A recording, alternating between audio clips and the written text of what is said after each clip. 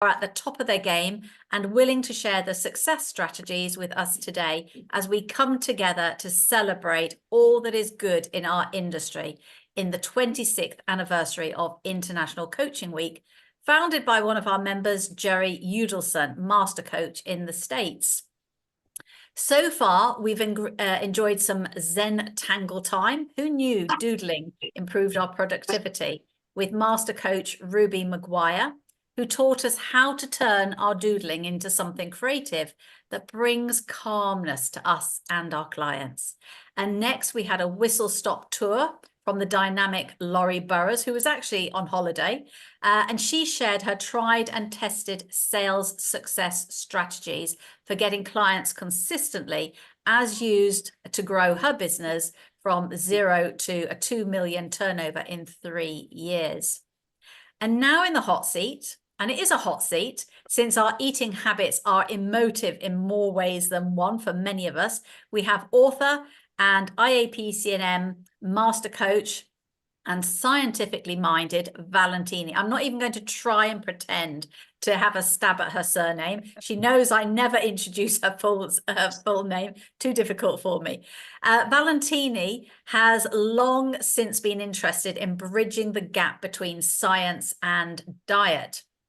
Now, I always like to share something not so widely known about the speakers, rather than just repeating what is already a public bio. And while I know a lot about Valentini, she also managed to give up smoking, which is quite a stressful thing to do, while moving backwards and forwards between 2 countries, which is pretty stressful as well, Greece, Spain, which involved living in 4 different cities as she changed her work environment 6 times in 8 years. So that's a lot to deal with, but she finally settled on Greece, though she coaches in both languages. So welcome, Valentini. Hi, how Dawn? Welcome. Thank you very much for this opportunity, for the very nice words, and for the little details sharings for me. It's really important for the people also to know that we as coaches also struggle with lots of stuff, and also try to overcome obstacles, things that life brings us. It's not everything pink and wonderful. Yeah, exactly. So I'm really, really glad and honored to be here today. You're welcome. Thank you. So now let's take a deep dive into nutrigenics and hear how Valentini's food coaching methodology is empowering people to improve their eating habits. So over to you, please, Valentini. Okay, so I will start with the question that maybe some people know, or maybe some people they're not familiar with. What is emotional eating? By the way, if you are listening right now live and you can access our chat, please feel free to write or to answer or to share any question or any doubt that you may have. It will be really enlightening to actually have this interaction. So what is emotional eating? Any ideas? Anyone can actually share their idea of emotional eating? I have some very some photos here that AI helped me create that you can actually relate to some of them. Emotional eating, as the word is saying, is the eating habit, the eating procedure that is driven not by our hunger, our physical hunger, but any other kind of emotion that we may have. And the majority of the times, it's not at that point conscious. So the number one condition, we may say, that we encounter to people that they suffer from emotional eating is that they are not aware of their physical hunger. I see here suppress anxiety with food as a drug to make you feel better. Yes, I agree, and I will talk about that later. The boredom or the comfort of eating, correct.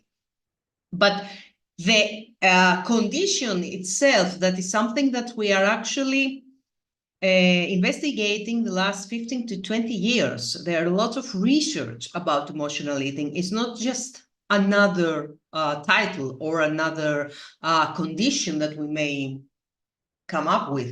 No, it's a kind of eating disorder. It's in the wide range of eating disorder.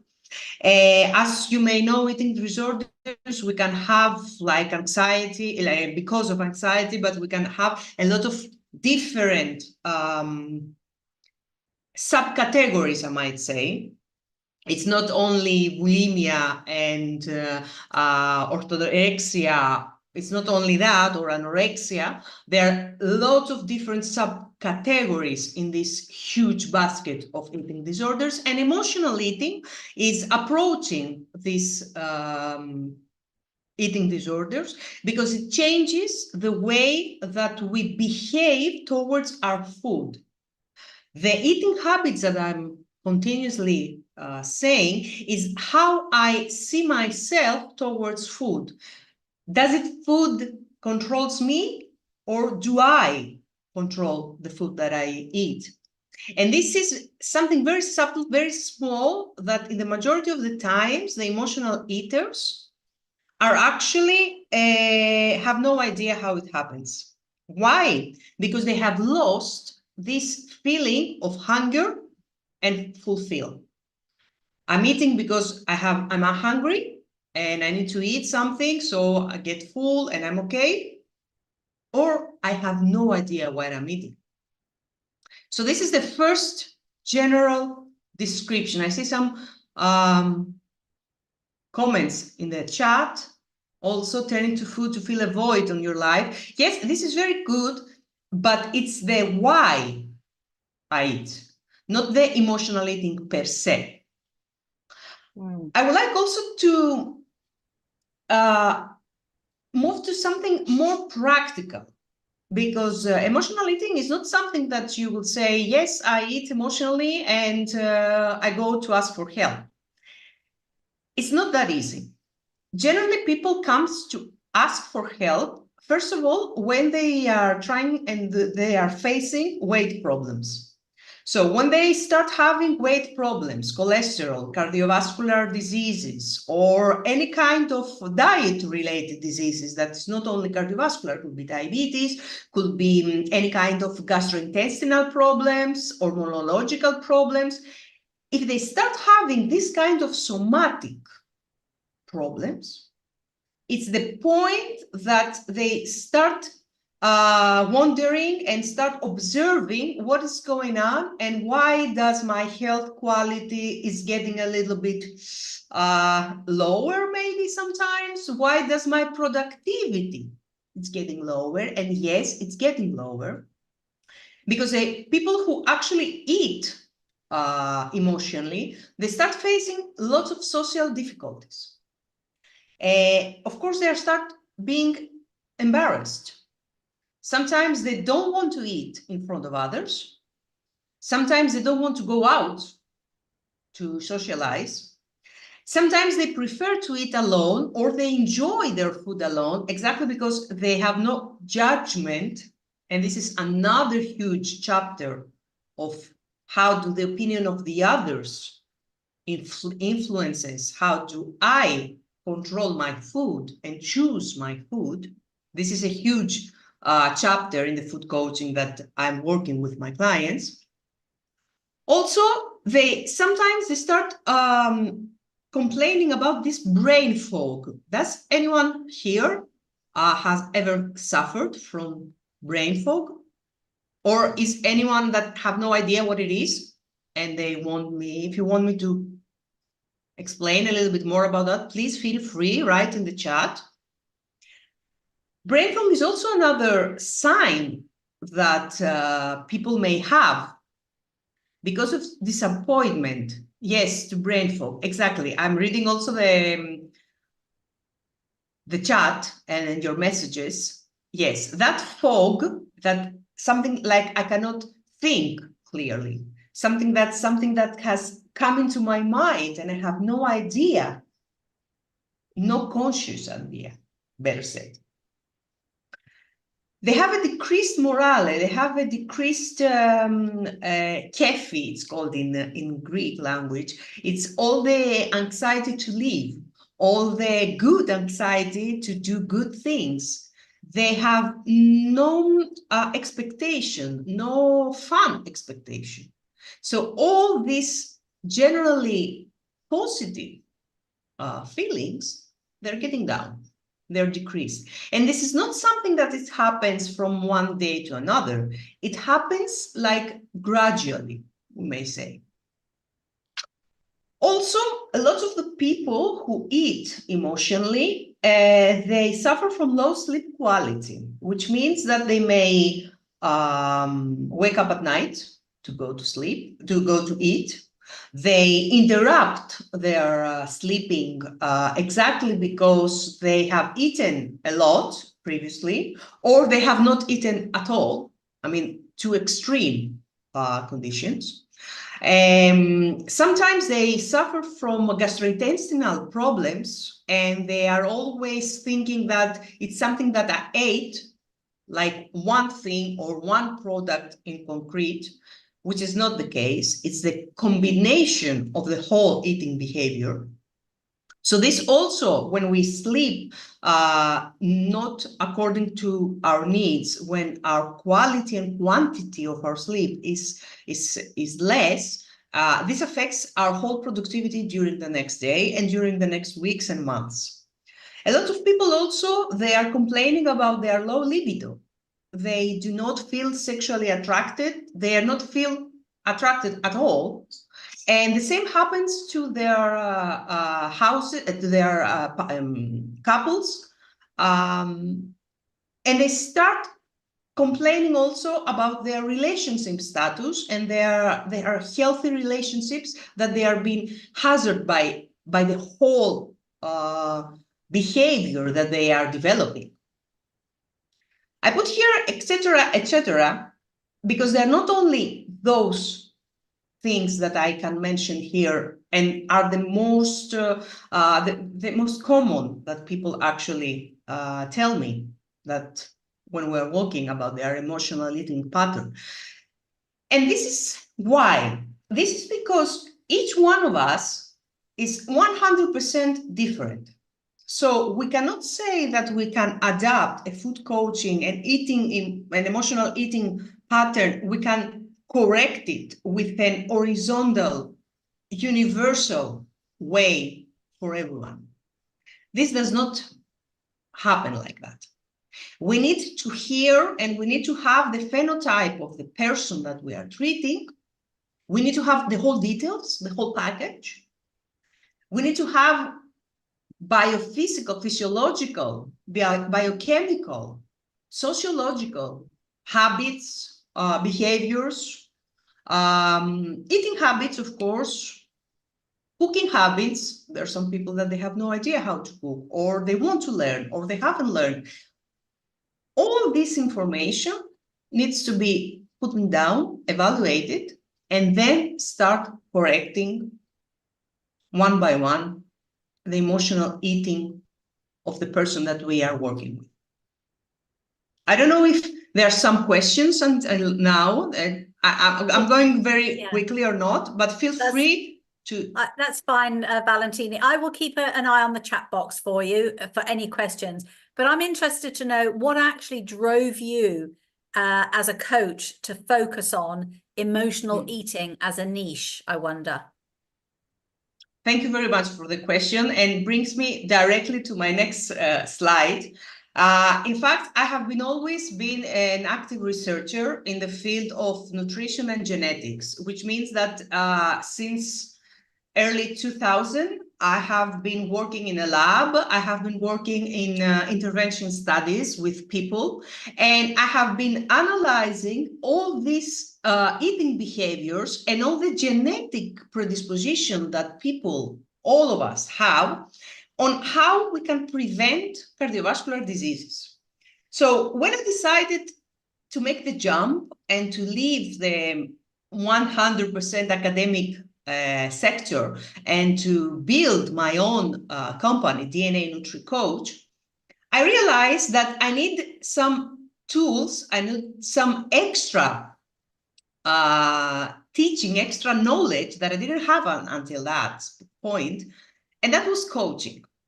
So when I start learning about the methodology of coaching, all the tools that we can have to work with people, I realized that the food coaching was what I needed to do in order to accurately translate all the scientific knowledge or the scientific evidence that we had from our intervention, from our clinical trials, on how to influence the nutritional behavior of people to improve this kind of everyday habit, because we eat every day. From the day we are born until the day we die, we eat every day. So it's something that we learn to do.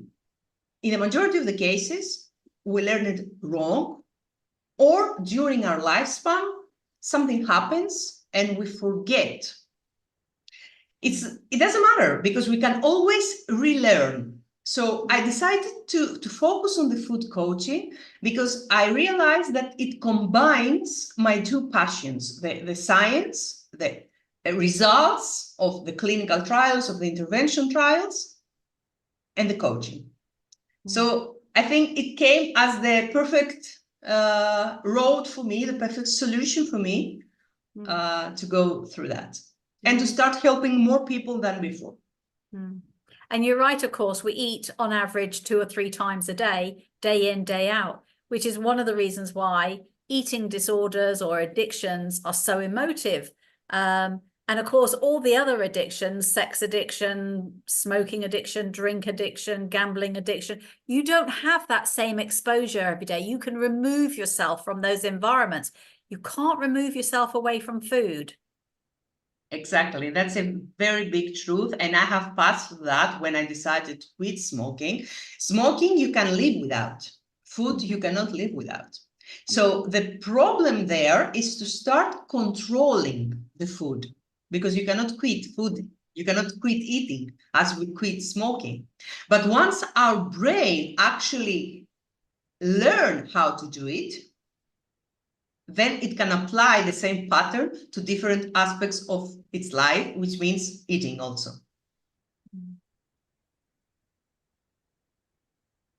So we're interested to know, what are the characteristics then of somebody who has an eating disorder, Valentini? Great question as well. Here we see the personalization, and I like this photo that comes continuously with the latest question. That has to be with, we cannot apply all the tools and all the protocols to everyone in a horizontal way. No, it's not always like that. We need to personalize our treatment, our coaching, our protocols. And of course, if we know the genetic predisposition of each person, this could be the optimum. But even if we don't, we still should personalize its treatment. Coming back to your question, Dawn, the characteristic of an emotional eater. I like using this photo of the iceberg, because as an emotional eater is what we see from the iceberg, which could be very little or which could be bigger, but on the bottom, there are lots of information that we have no idea that they exist. And the majority of the time, the person itself needs time to realize and to acknowledge all the characteristics that have brought this person to the emotional eating pattern. I will just mention a more general one, that an emotional eater thinks that it is what it is and I cannot change it. I mean, this is how we are eating. When I ask them, when do you feel hungry during the day? They're like, I don't know, we used to eat at 1, we used to eat at 2, we used to have dinner at 6 or 8 or 9. We used to. One of the main characteristics of an emotional eater is that they have no idea when exactly they are hungry. And the second equally important characteristic is that they cannot distinguish between hunger and thirsty. This is also very, very, very important, because they are initial feelings of our human nature that we are losing. during a lifespan. And I always give the example of a baby. A baby, when you first feed it and it's full, they're going to split the food if they don't want anymore, right? Any of you that are parents or have fed a baby in the past, they know that if you try to feed a baby that is full, will not get a single piece of food. This is not because it's not an emotional eater. It's exactly because the brain of a baby knows that now I'm full, I don't want more. Or if I'm thirsty, I want to drink water, I don't want to eat. This distinguish is one of the huge characteristics of an emotional eater. So of the people that they are here now and they have access to the chat, is there anyone that cannot distinguish between being thirsty or being hungry? You can say yes or no. If you feel like it, of course. And while they're doing that, Valentini, if you could go back to the previous slide, because Colette is asking a question. You were talking about personalization, and she said, would you advocate eating for your type? So there's quite a few different diets, isn't there? Like the blood type diet, etc. What are your views on that, please? Okay, the blood group diet, it was, I will use the word that we describe these diets scientifically, is pseudoscience, which means they are, they may work in some people, they may not work in other people. This fact per se does not make it a scientific diet or a scientific solution. When we're talking about, first of all, the blood group diet began in the US, if I am not wrong, based on a book that was very, very popular and very, very bestseller, I guess. Couple of years, no, lots of years ago, as a solution to personalize the dietary recommendation that we were giving to people.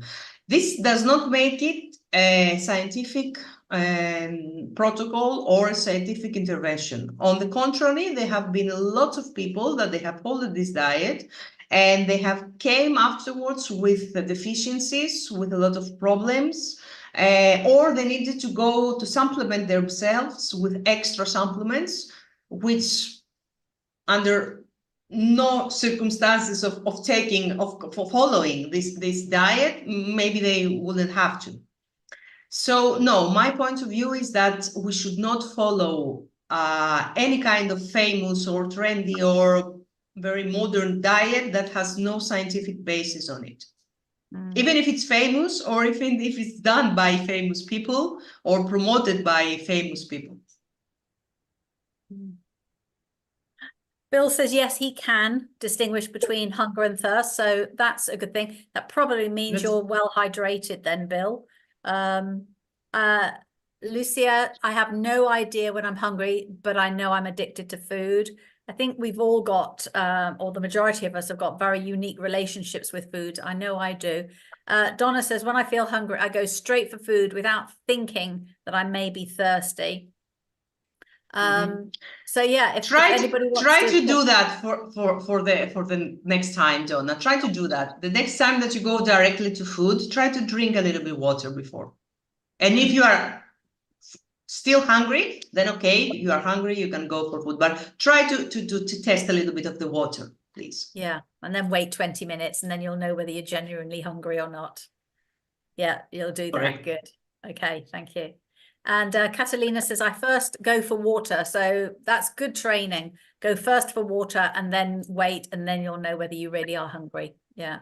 Exactly. One. Being aware of these sentiments, being aware of this thirsty versus hungry feeling.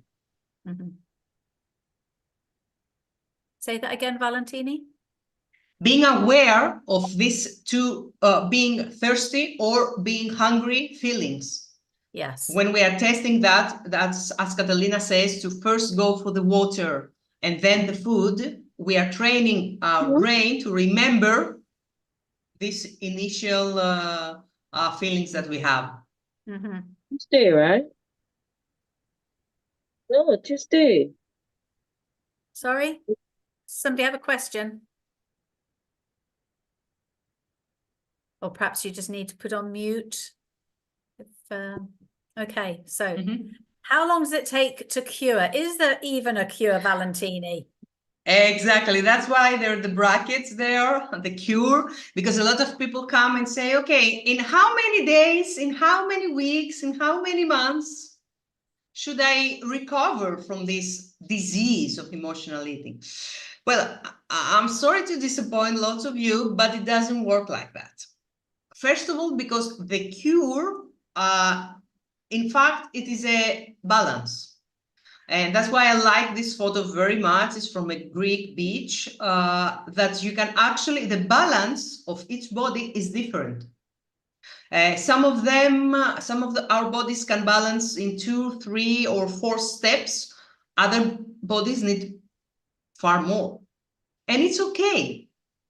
The problem is that we don't like, no, the problem is that we don't like that some bodies may take longer than the others. And when my friend, my cousin, my boyfriend, my girlfriend did that in 2 weeks, why should I take and do it in 4 weeks, for example? The other thing is that defines the how long is the preparation of each person. You need to be ready to change. And this is something that a lot of people provokes them a sense of being afraid, maybe, something like that, being more anxious, maybe. So first of all, we need to calm down these feelings, this first reaction that I need to take action, I need to start doing something different. And this is what coaching comes in place and actually helps person and people to start doing actions towards the correct direction. The direction is the direction that we together, we plan and we made the roadmap, and I help the person to realize what is doing wrong and what is doing right. But the actual action is based on them. So how long does it take to cure? Could be 1 week, 1 month, 1 year, or 10 years. I don't want to tell you a number because it will be wrong. Depends on the person, depends on the severity of the situation, depends on the age and all the biochemical factors that affect our body, depends on our hormonological status, that is crucial both for men and women, for everyone, and also depends about our psychological condition. A lot of people that they are in psychotherapy, they are going faster because they have been working their mind and their status, their psychological status for longer. So when it comes to food and when it comes to their emotional eating pattern, they are more ready to deal with it and to understand and to take responsibility and start changing. Because taking responsibility is crucial. Nobody will put something in your mouth for you to eat and will say, eat it. No, you will take it. You will decide if you buy one thing or another. You will decide how much you will eat. You will decide if you are eating at 2 a.m. at night or at 2 p.m. in the morning, or if you're not eating at all. You will decide if you will start doing, for example, fasting, or if you are eating by the clock. But until you realize how automatic these decisions have been made in your mind during the last years, you will not be able to cure yourself. I like more the word change, reshape, redefine. But I have put here in the slide the word cure in brackets because the majority of people who are suffering from emotional eating, they are looking for a pill, like a therapy, like something quick, magical that they will take and it will go away. If you have a headache, you go paracetamol and it goes away. No, unfortunately, it doesn't work like that with emotional eating.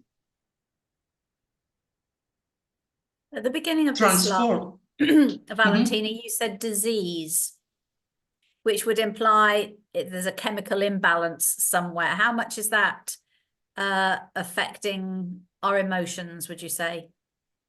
I think it's a vicious circle because by the time we start eating emotionally, the majority of the times we do not eat properly, meaning equilibrating, meaning all the vitamins, the minerals, and all the nutrients that we need, which means that we start having a disequilibrium in our body that affects our cholesterol, our blood sugar, our insulin, affects our triglycerides, our vitamins. So it starts going a disbalance and our body is starting to correct things that they are missing. This initially provokes anxiety, which is measured by cortisol, the anxiety, the stress hormone. So once the cortisol is up, there is no way for no one to lose weight, for example, because we are entering in a flight or fight situation in our body. This is something physiologically that is happening. We do not control it. It's automatic. So when we enter in this cycle, it's getting like vicious circle, I'm sorry. So we need to cut it. We need to be able to see and pinpoint the beginning and cut it and start changing to stay, okay, stop now, take a look and start improving one step at a time, one by one, not all of them together, not all of them like, I want to conquer everything and to change it. No. Do we need to supplement ourselves? Do we need to do some extra analysis and some extra exams? Do we need to start moving more? Because exercise is also very important for the emotional eating in order to provoke and to produce all the effects that we want, but not with food, with exercise. Bill so says, yes, the physiological... Sorry. No, it's exactly what you were saying, that the physiological impact is crucial. It's happening. Yeah. And Bill says, thank you for mentioning that, because hormones was one of his questions in terms of the role within diabetes and hormone-related conditions affects what we eat and how we're feeling as well. Correct. It's one of the first things that we assess in our nutritional assessment and in the food coaching that I'm working with clients, the hormonal assessment in general by the blood test and also by experienced endocrinologists. We need to work together with that to make sure that there is no imbalance in our thyroid or in our other hormones, so we can actually start improving our lifestyle. For example, for diabetes, that is a traditional diet-related disease, the number one that I always recommend is exercise. Before diet, diabetes needs an extra amount of muscle mass. So if our body does not have muscle mass, it will be very, very fragile to diabetes, not only now, but on our lifespan. So first of all, we need muscle mass. And secondly, the hormones that exercise produce fight diabetes by their own, fight insulin, fight glucose, and they start equilibrating these ups and downs of our hormones, for example, glucose and insulin, only because we have started exercising. So as a general recommendation, I don't know, of course, each example of bodies, but as a general recommendation for diabetes and for the hormonological imbalance, start exercising. And if you are already doing it, do more. It's the number one recommendation. Good, thank you.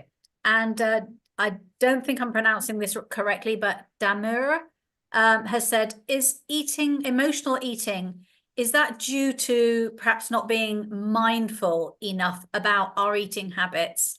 That's a great question as a mindfulness coach, meditation guide. I like that one. Correct. No, it's totally correct. And totally, it's one of the characteristics of the emotional eater that we were saying before. An emotional eater does not understand if it's eating popcorn or chips, or popcorn with chips and chocolate. And if they're eating a bowl, a basket, a box, they have no idea. They do not control this eating procedure. And this is mindfulness, of course. And this is how aware am I of my chewing procedure, for example. There are a lot of people that also they are eating very, very, very, very quickly. And I used to be one of them in the beginning when I quit smoking, because I tried to switch from one obsession to another. And you need to be very careful at that point. You need to have help. You need to have your coach to actually bring all the lights and say, okay, be careful. You are doing that. So how does your coaching methodology work and empower people then, Valentini? Totally.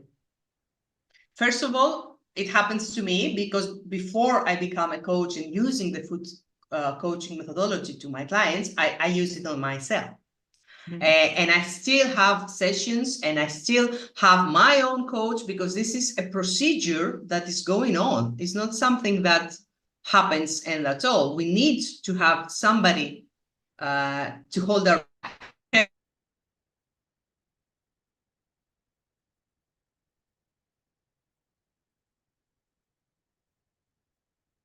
Has anybody lost Valentini, or is it just me? Yes, we lost you, Valentini, just for 30 seconds. Yeah, still can't hear you. Ah, you're back now. No? Yep, you're back. I'm back? Yes. Okay, so should I repeat what I was saying? When did you lose me?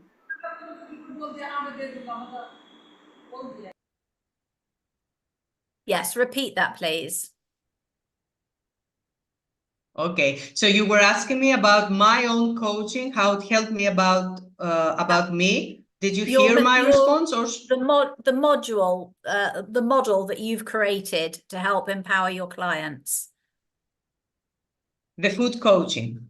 Yes. Yes, it helps my client because we are working in parallel their mindfulness and their awareness of the habits around the food, and at the same time, as a nutrition, also the quality and quantity of the food based on the problem that each body may have. Not all the bodies have the same problem, so not all the bodies need the same nutritional advice. But also not all the minds and not all the habits are the same. So when we start food coaching, from the second month, I may say, and I do not exaggerate, all of them start switching, start making this change towards their first goal, towards their first target.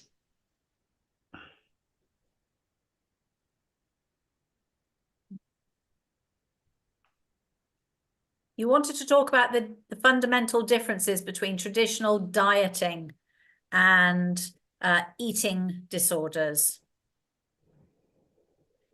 Yes, this is also a very good one, very good question. Let me give you that. Yes, this is the slide that I wanted to share with you about that. The traditional dietary approach that many of the people that are watching right now may have attended is a diet that is in a form of menu, right? They have grams, they have kilocalories, you have to eat that and that and that at that point of the day or the other, right? The majority is that.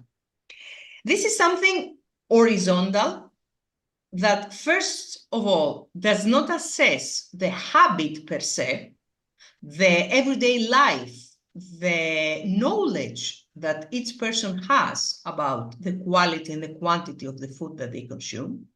And secondly, they do not assess the change that they need to make. For example, For my clients, I always tell them that my goal, for example, if an emotional eater comes and they tell me, okay, I have gained weight, so I need to lose weight.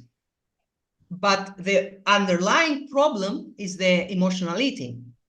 So the first thing that I'm telling them is, I don't want to give you another diet so you will lose your weight in like 2 months or 3 months. And then next year, you will be again here because you will be having gained all the weight that you lost because you didn't change your mindset. You didn't change. You didn't shift this dietary habit, this eating habit that provokes you and have led you here with this extra weight. So this is exactly what food coaching does. Like an educational program, like an empowerment program, first of all, to give you the awareness that you are missing, and secondly, to help you do the change, a change that will not last 2 or 3 months or 6 months or whatever it takes to lose your weight, but a change that will last forever. And you will be able to translate this change to your family, to your kids, if you have any, to your friends, to your social circle, so they can actually take advantage also from this new mentality. And this is something that the traditional dietary approach of a traditional menu is not doing. Talking about menus, Valentini, Lucia has written here, and I can really empathize with this because I'm a control freak when it comes to food, and my husband's what I call a junk food veggie. Lucia says, I'm having a huge problem at home because my boyfriend and I have a difficult relationship with food. She's been to a nutritionist and wants to start a diet for real. So I'm sure you've got things to say about that. But he is not committed and he buys lots of trash and eats it in front of her. And so it's impossible for her because there's that temptation like alcohol and smoking, etc. It's impossible for her to say no. It's a taboo theme for us to discuss, and it's almost killing our relationship. So, Dr. Valentini, what would you be sharing as your tips and advice here for giving some Lucia some hope? First of all, Lucia, you are not alone. This is not something that only happens to you. It's a typical characteristic. It's one of the etceteras that I didn't put in my first slides. Yes, it affects the relationship because the one person wants to actually make a difference, make a change, and the other is not ready yet. And I also like to underline the yet, because if you are ready to make your change today, it doesn't mean that he should be ready to make his change today. But also happens on the other side. If he keeps seeing you, that you are doing your change, that you are improving your habits, that you are trying and you stick to it, then maybe he will be like the aha moment, like, if she's doing that, why do I not? Could be not. Either the case, I will say, Lucia, that don't get disappointed, but don't expect him to change for you to change. Start your improvement, start your new habits. I don't want you to start a diet for real. I want you to start feeding yourself for real. You see the difference of the words that we are using? I don't want you to be on a diet, because diet, the word diet, scientifically speaking, has a beginning and an end. We cannot continue a diet for all of our lives. It's impossible and it's unhealthy. But what you can do is to start switching the feeding procedure that you are following for your body. Improving the quality, improving the quantity, the combination. How many times you are eating trash, for example, or you are eating from outside, or you are cooking. Even one time less, it's an improvement. It's something better. So start doing that. Don't be afraid about that. And don't expect him to change because you are changing. No, you will be changing and let him follow if he wants. If he doesn't want, his problem. Maybe he will want in the future. Now, as not for your relationship, this is another big issue. And I hope that by the time he sees you, that you are taking good care of yourself, he will decide to actually do the same for himself as well. Yeah. And I think just even rephrasing the word diet, a lot of people are frightened of being hungry. There's a real fear, as you mentioned earlier, Valentini, around food. So just changing the language to, I'm just going to eat healthily. I'm going to eat a little bit less.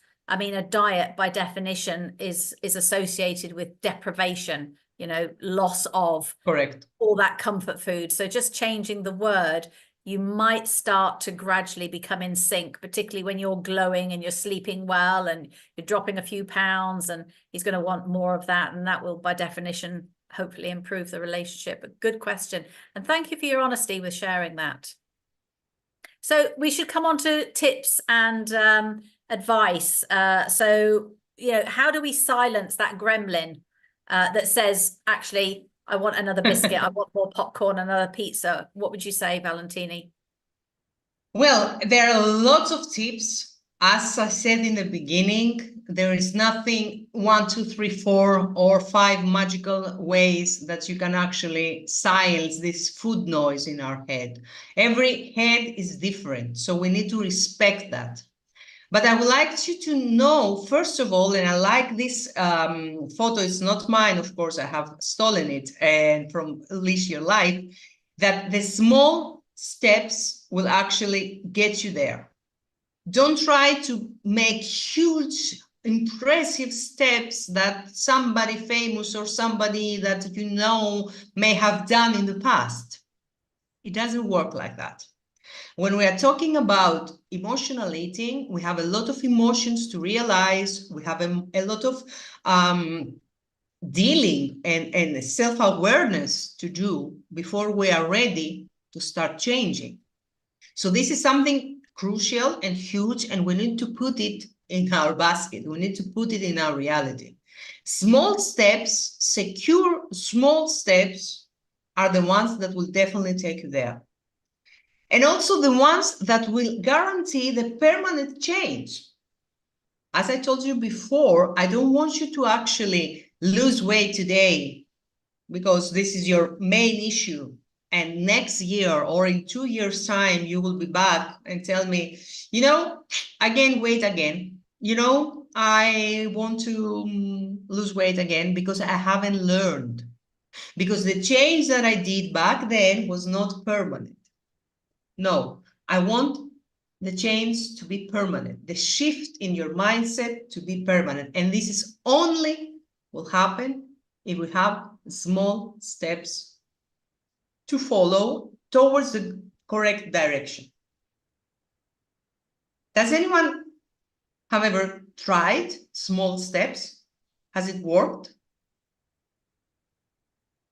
Because there may be somebody that have already started a procedure of changing.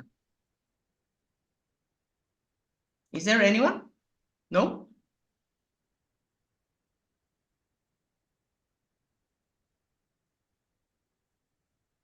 Okay. Another thing very important that I want to mention is the main emotions that people tend to eat. And I would like you to invite you to actually realize if you have these emotions when you're eating. The majority of them, they are mentioning disappointment. They are frustrated or they are disappointed about something. They cannot control it. And since they are very sad or very anger is another feeling, they're very angry, they're coming back from work late at night and they feel like they cannot control it. So the only satisfaction that they may have is eating. but they're not hungry, eh? Remember, the only why we are eating should be because we are hungry. All the other emotions should be treated in other ways, not with food. For example, anxiety, another common emotion that people are complaining that they are eating because of their anxiety, or they are bored. Somebody said that in the chat in the beginning of the boredom, of course. The sense of incapacity. I'm unable to do something. I cannot do it. The sense of guilt. I do not worth. I made a mistake. I'm incapable of doing that. It's too much that they are asking for me. I cannot come up to the expectations to other people. I'm never good enough. It's sometimes people call it imposter syndrome. You may have heard it. People that they have no satisfaction of their relationship between the others and their working relationships. They always feel that they need to do more, and they are not, so they are eating. Or sometimes people, they want to prove them right. I always do that because it has always been like that. Our mind will always try to find ways to verify our beliefs. So if I believe that I'm not going to change, if I believe that I have always eaten like that, if I believe that my family taught me to eat like that, then our mind will find the way to prove us right by eating. I would add And to of that. course, yes, of course, please. I would add to that a phrase that I remember reading. I can't remember whose book it is. I seem to think it's a lady called Julia, but she said, and I guess the trick is to catch yourself in the moment rather than eating and then thinking, why did I do that? But she said, what's eating me right now, and what emotion am I trying to swallow? And just kind of remembering that makes you just stop and pause. And Anna has said, you said, Valentini, you have a coach, even though you're a coach yourself. Does that mean that we ordinary people have to have a coach as well in order to succeed in this process of change? I'm afraid yes. I'm afraid yes. You need help. And we all need help because you cannot do it by yourself. There are some times that we are programmed not to see. It's in the fight or flight mode that we are into. It's like self-defense that our brain actually is doing. So the more you try to convince yourself that, no, I can do it by myself, I can do it alone, I know how to eat, I know how to cook. The problem is not that. The problem is in the unconscious beliefs and the unconscious habits that you have already that have led you here. And for exactly that, yes, you will need to ask for help. Yeah. And family and friends are not the best people to help you, are they? Because you're holding up a mirror to them that you're changing, and we don't like people to change. So outside help, like a coach, is invaluable. Exactly. Exactly. We don't like people that they are next to us improving and why we are not, what we are doing wrong. And also, let me tell you another thing. Family and friends in a big percentage have determined our emotional eating pattern. So you may also have to see that and realize which of those family and friends will maintain, or will you choose to maintain in your close circle while you are improving from your emotional eating pattern. Before ending, I want to actually draw a roadmap of overcoming all these symptoms, all these behaviors that we have been discussing until now. First of all, to actually try to realize your symptoms. All the emotions that we have been discussing until now, all the behaviors that you may have been noticing as different from what you have done before. Notice them, see them. Ask your friends or family if they notice something different in you. Not all of them will tell you the truth, but at least they may pinpoint some points. Ask for help. Yes, this is crucial. In the food coaching, you need to have also a health professional. If you have a nutritional dietitian, you need a coach. If you have a medical doctor also, will guide you to the pathophysiological stuff that may occur or may not in your body, you will also need a coach. But ask for help. Start with small steps, as I said before. Don't think big. Don't try to reach your goal like in a month or very quickly and in a very drastic and magical ways. They do not exist. They will keep feeding your vicious circle. No, don't do that. Start with small steps. Plan smart goals, as we say in coaching. Specific, measurable, achievable, realistic, and timely goals. Goals that you can actually fulfill in your everyday life. For example, I have people that they are continuous traveling, so they are in a continuous jet lag. In those people, I cannot tell them, give them a menu and tell them, oh, you need to eat at 2 a.m. and at 3 p.m. It's impossible. Even telling them to eat homemade food, sometimes it's also impossible. So we need to plan goals together, to find solutions together that fit their everyday life. It's the only way that they can actually do it. So Otherwise, they can actually sabotage. start. Exactly.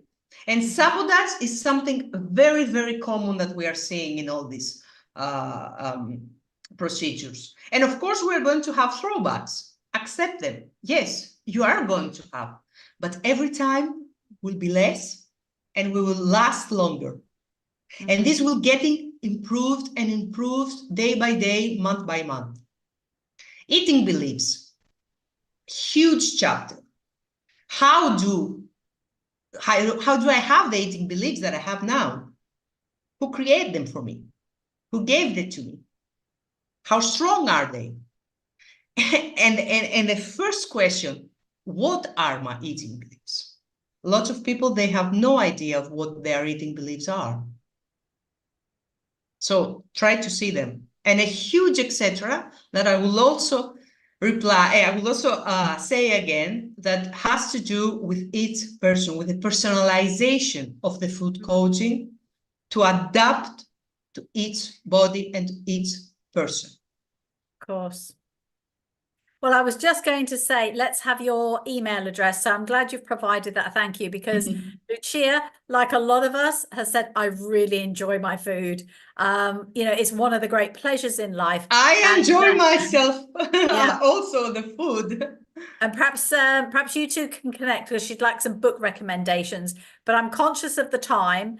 So if anybody has any questions before we wrap up, now is your time with Dr. Valentini in the hot seat. If you have a food related question, we just have a minute. If anybody desperately wants to ask a question, or you can contact Valentini in private. I will also like to offer this offer for all the people that actually with us today.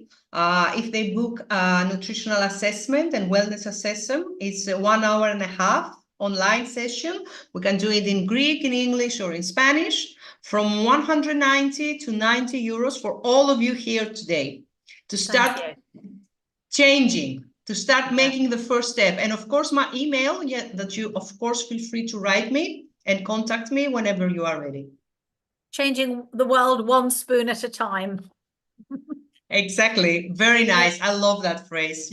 And let's walk this change together, because it's a walking process. It's not a running process. It's a walking process, and you need somebody to hold your hand. Definitely.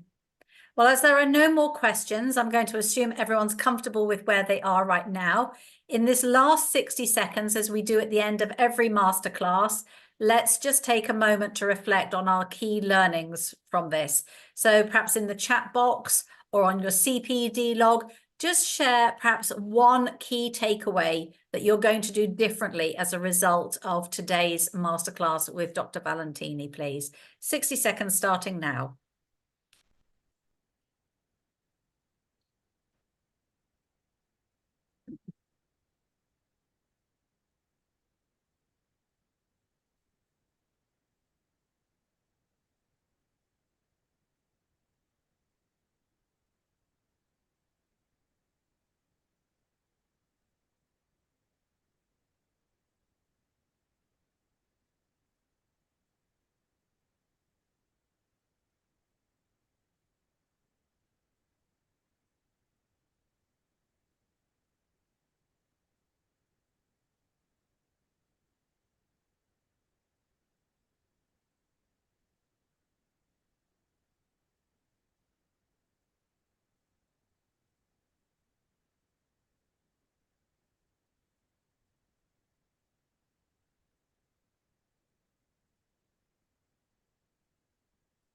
Hey, Rhea, so if we could have the slide of what's coming up, please.